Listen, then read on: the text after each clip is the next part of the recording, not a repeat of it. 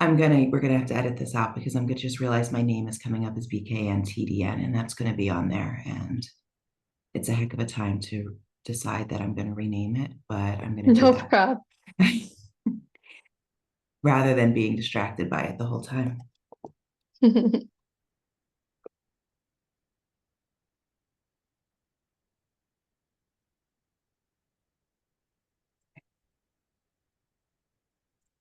Hello, and welcome to this week's episode of Your Epic Life podcast.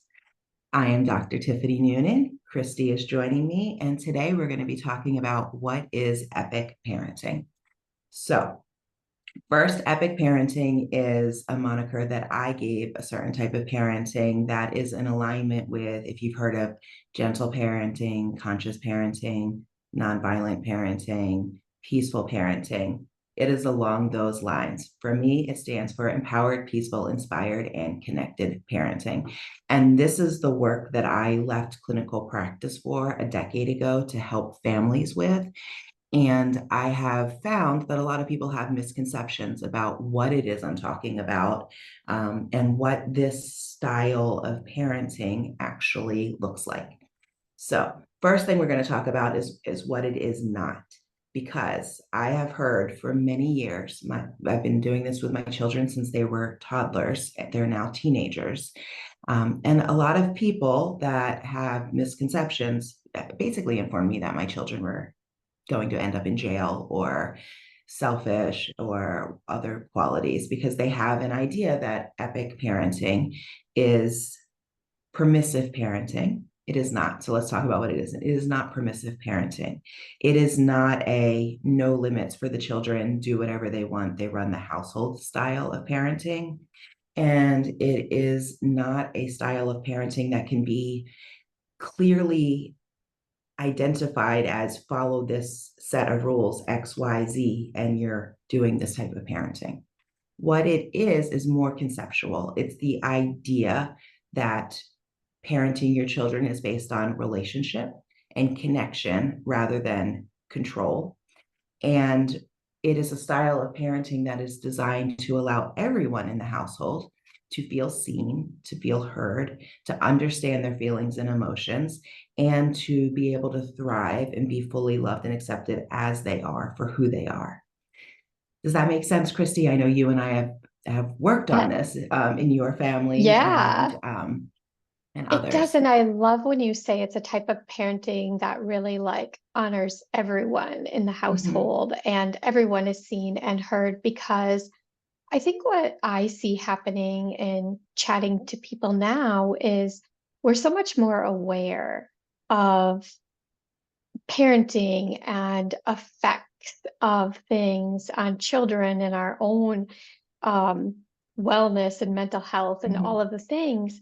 And I have a lot of conversations with parents that are like, how do I go about this the right way? And are kind of parenting in a way of like, I don't want to mess up. I don't want mhm. to um, traumatize my kids. I don't want to, we hear so much about that. And I think what I have learned, what epic parenting is, and all these things are, is um, not only finding connection with our kids, but also really honoring our own selves and not living in that shame and guilt of, am I doing this right or wrong? And really kind of finding that rhythm that works for you and your family while really honoring everyone as individual human beings. Mhm. Yes, and that's the reason why I chose to, when I started doing this work, give it a different name than what was out there. Because in my own experience, as we'll talk about it, is I started realizing that it didn't feel good, the relationship that I was having with my children and parenting in general. Right. And I didn't expect that. As a pediatrician, I kind of had this like misconception that clearly I was quote unquote the expert. Right. And I was giving advice to parents before I had children about parenting, even though, let's be completely honest here, there is no actual training in medical school on parenting and relationship. So we basically learn what was modeled to us from the other physicians who you're training underneath of, who are older, who were probably parented in a different way and may have parented their children in a different way. So I learned a lot of reward charts and sticker charts and thought in my head that peaceful parenting meant that I didn't spank my children and that the other things I was doing and recommending timeouts would be effective. And then I had kids, and I realized very quickly that the advice that I was giving didn't work very well and didn't feel good at all. It was the first time out that I gave my son when he looked devastated and I felt horrible. That made me start looking into there has to be another way to do this. Now, why would he look devastated and I look horrible? Like sometimes people think, well, timeout is peaceful. But actually, if you think about what a timeout is saying, it's saying to the child, I'm going to take my love away. Like the one thing that they're desperately like have a strong need for is feeling love and acceptance. And timeout says, until you behave in a way that I approve of, I'm going to remove my attention for my love from you. Yeah, that is devastating, right? Because sometimes when you're a toddler, it's really hard to act in a way that is acceptable and good because they have feelings and emotions and thoughts. So when I started saying, well, there has to be a different way at that point, I spent a year learning about conscious parenting and peaceful parenting and reading all the books and understanding why I wanted to parent that way and failing miserably at actual application in my house. I was still frustrated and yelling at the end of the day. I still felt terrible about the connection that I was creating. And it took me getting trained on it and figuring out how to do things to actually develop a concept. So I switched the name because I found a lot of work that felt by conscious parenting specifically that felt judgy to me as the parent. Like the idea Yeah. is not to shame the parent into not shaming the children, and that's kind of how I felt. And I decided that epic parenting gets to allow for all levels of growth in this process on the side of the parent of the learning curve of recognizing that you may not be 100% connected all of the time and that you're striving to create different. And therefore, epic parenting was born to bring grace to the parents as well as help teach these techniques that ultimately bring more joy to your life. And as somebody that, a similar story, I went to school to be a teacher. So I thought I knew everything I would Yeah. need to know about parenting. And not only a teacher, I studied special education and I studied how to help kids with behavior issues. So I was like, I mean, seriously, what could go wrong here? And then I had my own kids and quickly learned that wow, there's not much that really equips you for this. And I knew I wanted to do better. And in some points, like that was amazing. But in some points, it was this double-edged sword that it was also like I was constantly in the guilt and shame and feeling like I should have handled that better. Like thinking I really thought I was supposed to be this perfect parent where everything was always supposed to be peaceful and my kids weren't supposed to be mad at me and I wasn't supposed to ever Mm. lose, you know, I wasn't ever supposed to feel emotions really. I was supposed to just be calm and leveled. And I went on a journey to try to figure things out. And I read countless books. I took 3 or 4 parenting classes before I came to Tiffany's epic parenting class. And that's like to her course and such. And that was like the big difference for me is when I was reading all the books and taking all these other courses, I learned good stuff, but it still never addressed the fact of like, I'm going to have my own emotions, my own things that, um, are difficult for me in parenting and whatnot. And it was really, like you had said, these contrived, like, okay, this is how you do this. And I remember it was like instead of a timeout, you have a time in and you sit with your child and you say things like, I see you're really mad right now. And I remember trying that with my child, and he's just getting more and more escalated. And I'm like, Mhm. I'm doing the thing. What Mhm. am I doing wrong? What's wrong with me? Like I'm doing the thing. And the fact of the matter is like that just didn't work for him. And instead of realizing like, oh, I get to trust myself and grow this relationship and connection and find the things that do work, I was like, there must be something wrong with me or my kid, or Mhm. like we're just, and I just felt more shame and guilt for not being able to do it right. And addressing that parent guilt, shame, and guilt in the relationship. Because when you're starting to feel that way, it's easy then to default to forget it. This clearly does not work. And I'll just go back to what I was doing before and give up. And when we start to recognize that it is okay if sometimes there's hard days and that there are ways of figuring out what's going on. So, what is epic parenting? Empowered, peaceful, inspired, and connected. The very first step, I think one of the most important parts of it is that it's intentional. So, I think that it's important rather than defaulting into our child parent relationship and home life based on what we experienced or based on what we think in social media we're supposed to be experiencing or other things. Very intentionally saying, what type of relationship do I desire to create with my children? And not just with my children now, but what type of relationship do I desire to have with them as they grow? Because they're always going to be your children, but they are, in fact, going to become teenagers and adults and have their own families, and taking the time to say, what does this relationship feel like? How do I desire to feel in my home? What are my intentions with this relationship? Can help you then make the decisions of where do we go from here? How do we create these steps? A large part of epic parenting is taking responsibility for our feelings, our emotions. So, one of the first things that we work on in epic parenting is one, well, first, there's the intention.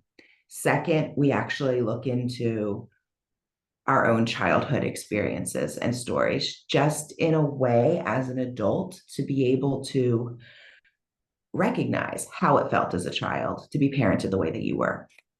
One where epic parenting is not a condemnation of our parents, by the way. It is not saying that they did things wrong, even if it's different than what you wanted, but being able to take a look at the way you were parented and look at, you know what, I love the way that worked. With intention, I'm going to bring that into my family. And then there's going to be the parts where you're like, that didn't feel great as a kid. As a child experiencing that, I'm going to learn how to do things a little bit differently than that. So it's taking your past experiences, owning them, taking responsibility for them, and saying, what do I want to continue moving forward? And there's After more that, on that yeah, in what's that? episode 5. We recorded an episode on our Yeah. childhood stories, episode 5, if you want to check it out. Yeah, And super important in the next steps. very. Then, and we've had episodes on different aspects of this because it all plays into mindfulness, well-being, and living your epic life regardless of whether or not we're talking about parenting, is really getting comfortable with feelings and needs. One of, I think, if as parents we are willing to keep one thing in mind and go back to it at all times, then it makes the whole thing at least make more sense, if not easier, is recognizing that all behavior is the best attempt to get a need met, all behavior.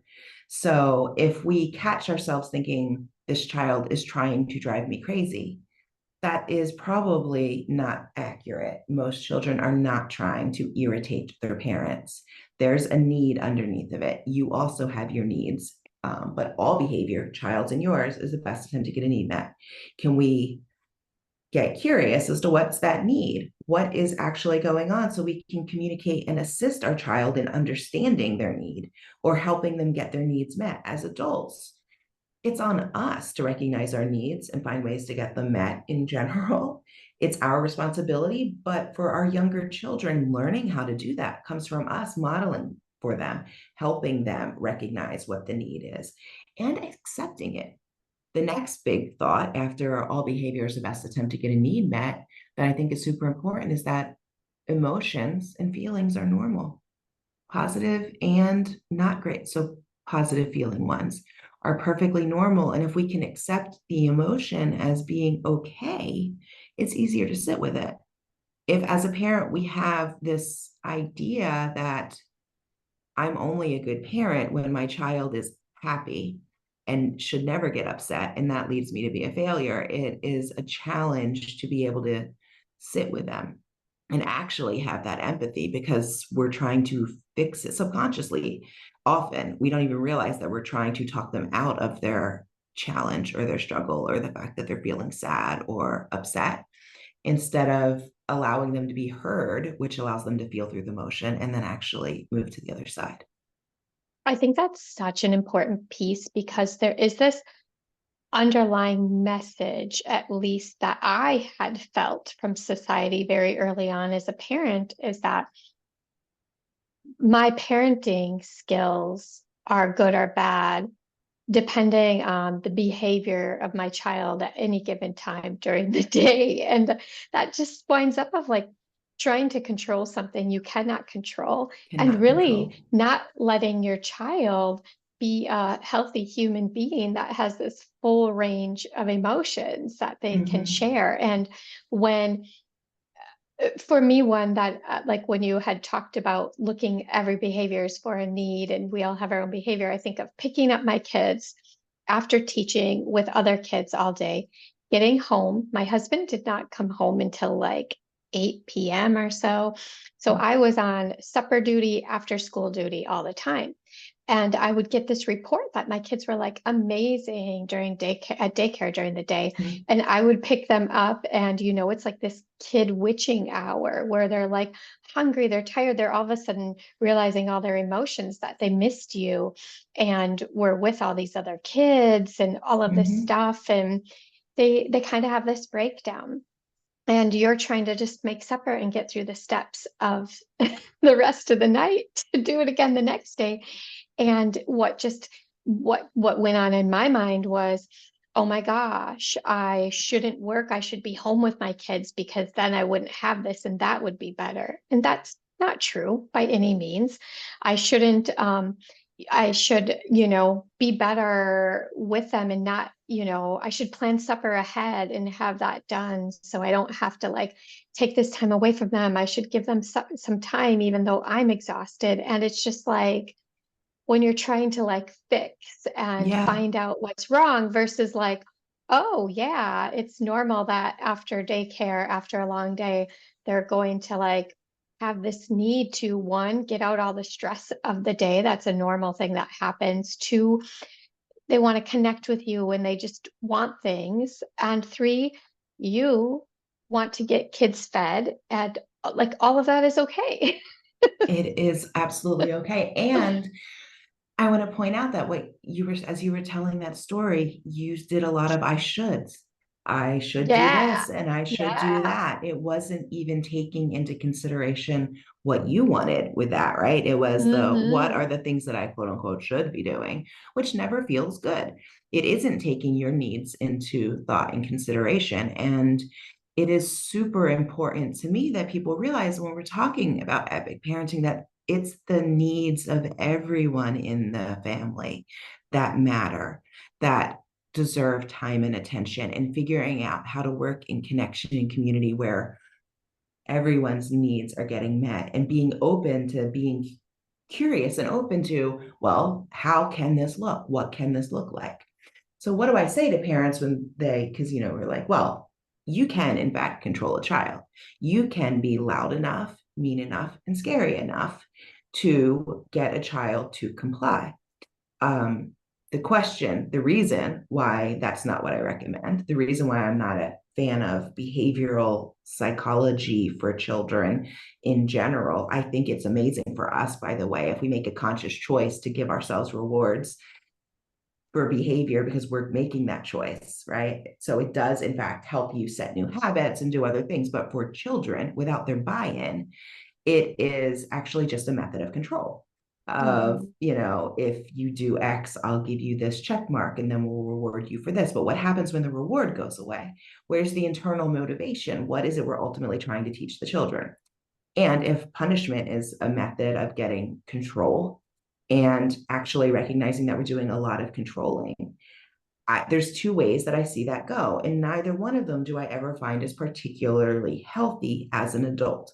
So if your intention in your parenting is to raise healthy adults through childhood, which hopefully a lot of us as parents do desire for our children to, not just listen to us for 18 years and then have to figure it out for the next 70 years of their lives, to raise healthy adults, is when we're doing a lot of controlling, you either end up with the child who is very agreeable and compliant and tries to people please and loses sight of what it is that they want because they are going to pay attention to what everyone else needs so that they are good enough, so that they deserve love, so that they get the affection, right? So basically, you get the people pleaser, or you get the screw this. I'm absolutely sick and tired of being controlled, and I'm going to rebel against anything and everything, even if there's no, the rebel without a cause, because I don't want to be controlled.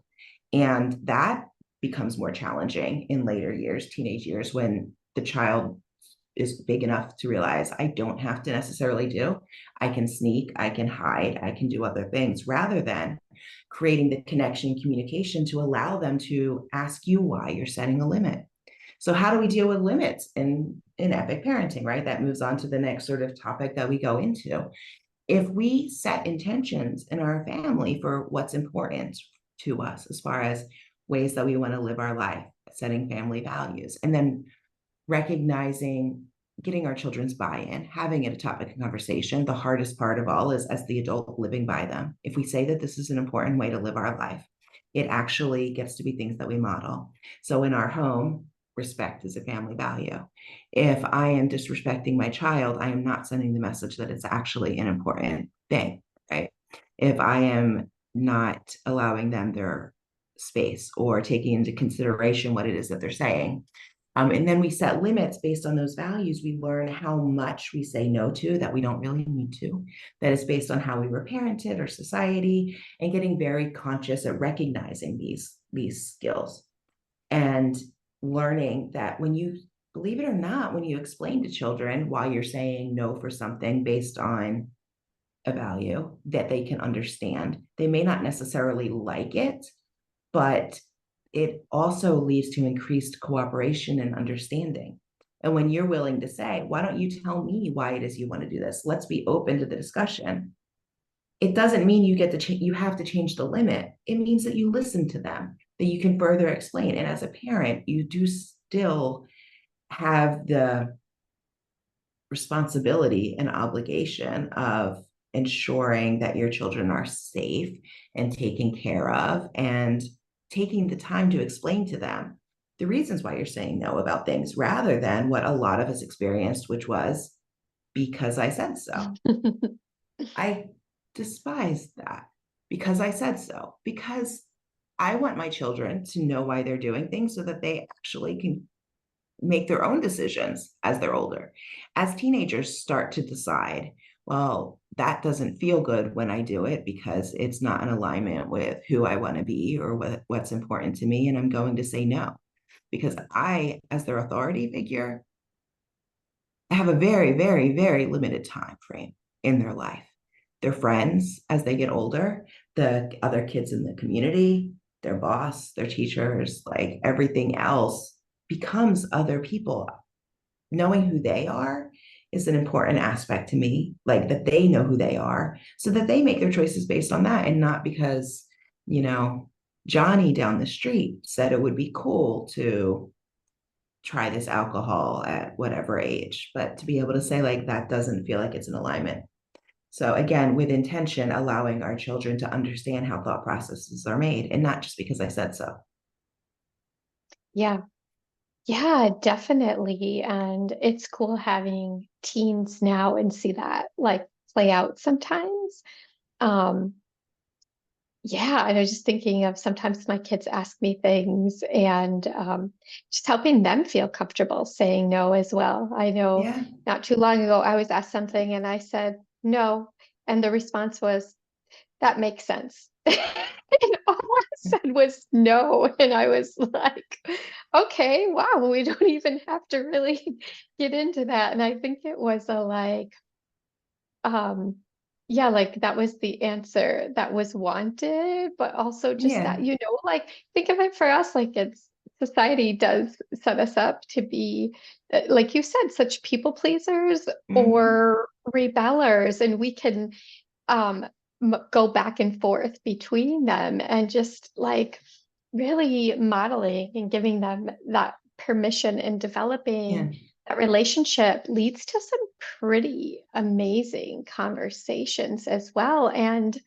I find that I learn as well. I'm learning from my kids all the time. Like, okay, this is my thoughts on the subject and this is theirs. And sometimes yeah, I do change my mind of like, oh, okay, actually, that, all right, we can try that. That's okay. And sometimes I'm like, ah, should have trusted my gut. That was not okay. But it's without that like guilt and shame. So it's just like, I can easily now be like, okay, I know next time we need to do something different because that didn't feel good to me, yeah. kind of thing. And coming back to, I mean, the whole point of this is feeling good to them Yeah. and to us in relationship and in connection. And then other aspects that we bring into, like when you're learning epic parenting and recognizing that this is a learning curve, that this is taking responsibility for creating the life at home that you want. Playful parenting is a part that was really hard for me in the beginning because I wasn't hugely playful. And we have another episode where we talk about play. But that willingness, like recognizing that children have this strong need and it's one of the best ways that they learn, and being willing to, at the end of the day, let go of things looking perfect to chill out. That's epic parenting. It's the chill out and figure out how we can create connection for our family. That's what I'm going to call it from now on. The Yeah. chill out parenting and let go of the rights and the wrongs and choose to get to know you and get to know your children and recognize that in this process, like let's just not, what this style of parenting has brought to my household has been amazing peace, an amazing joy, an amazing connection, and an amazing relationship with my children. That as teenagers, I like them and they still like me. And this is the part that's important. And it's not because we always have the same opinion. It is not because there's never disagreements. It is not because one of us doesn't lose our temper from time to time or get upset or that there isn't disconnection. It's because we've learned that we can allow each other space and then take responsibility and go back and repair and figure out what the next best step is. And isn't that how life goes? Like in relationship in general, it isn't always beautiful and perfect and rainbows and unicorns, but it kind of is when we have disconnection and we're willing to take responsibility and go back. We are closer at the end of it, at the end of the fight or the argument than we were at the beginning because we know each other better and we understand each other better. And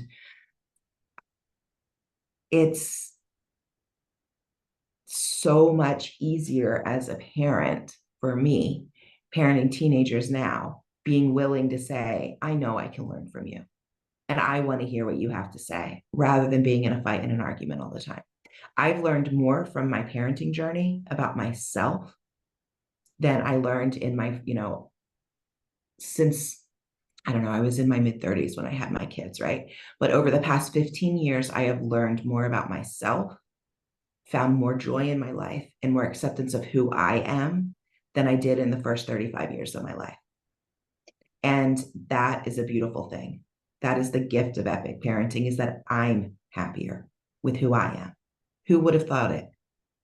Yes, that's exactly what I was going to say. I'm more confident and not confident in the way that I thought I would gain confidence, not that I have more answers or know exactly what to do, but I have trust that like I have tools and systems really just through conversation and listening and being okay with all emotions and knowing that it's okay to have rupture and repair, and not Mhm. only okay, but it's like a necessary tool of learning any relationship. You're going to have rupture and repair, and just confidence that like it's going to be okay and we're going to figure it out, and I'm going to make mistakes, but it's still going to be okay. And Yeah, that is the greatest gift, not only in parenting, but in relationships and the way I move about the world. yeah.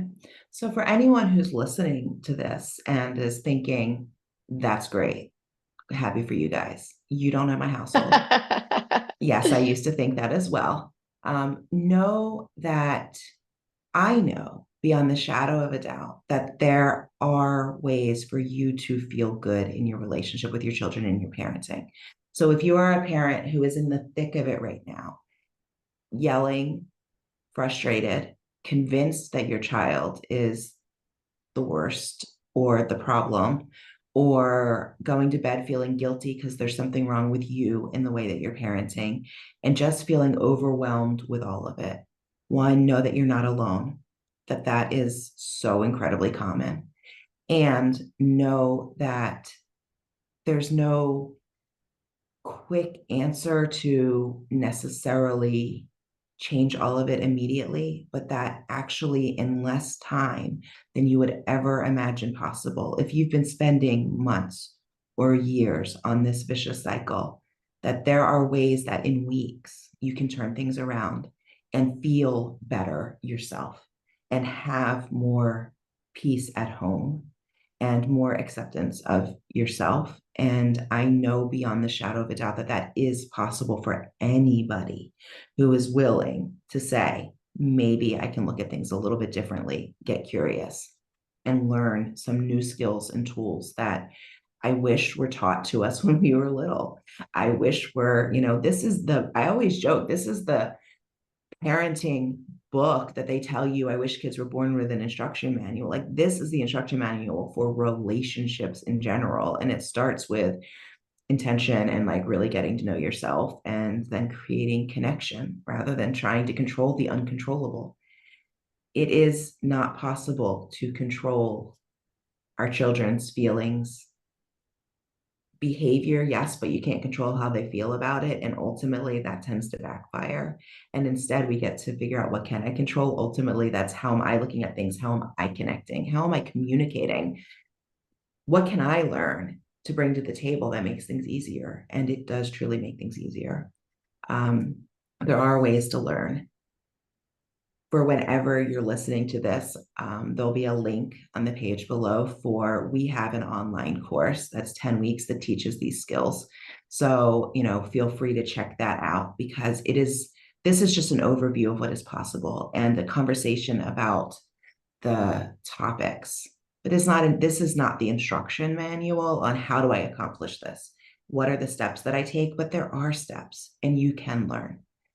My assignment for today, as you're walking away from this podcast and you're thinking about epic parenting and how you're parenting your children, or how relationship is in your house, is to take 5 or 10 minutes and be intentional and think about, what do I desire to create in my relationship with my children? And how do I desire for life in our home and with our family to feel, not to look like necessarily? How do we desire to feel? And what qualities do I desire to see in my children? Just get curious about that, because that's the first step in figuring out how things can change if you're feeling the stress and the overwhelm. I was there. It sucked. That's what I'm here to say. It was not fun. I was the pediatrician Googling worst parent ever and making jokes that I clearly was just going to have to save up the money for my children's psychiatrist fund, because I was breaking them. And it's no fun raising, at the time, toddlers, fairly certain that you were breaking them based on your own reactions and responses. You can let go of that. I'm not responsible for what my children think these days. I don't have to put that on myself. That's pretty freeing. Yeah. Yeah, it really is. Yeah. And I just think this is such a great topic. And again, like I said, I have been through numerous parenting courses, parenting books, and meeting Tiffany and learning from her was really the ticket of just also improving my relationship with myself. And just know that you aren't alone. I truly mean that. I have experienced a whole lot of behavior in my own house from myself and everyone. And I have, witnessed and seen so much as a teacher as well. And I just like, you aren't alone.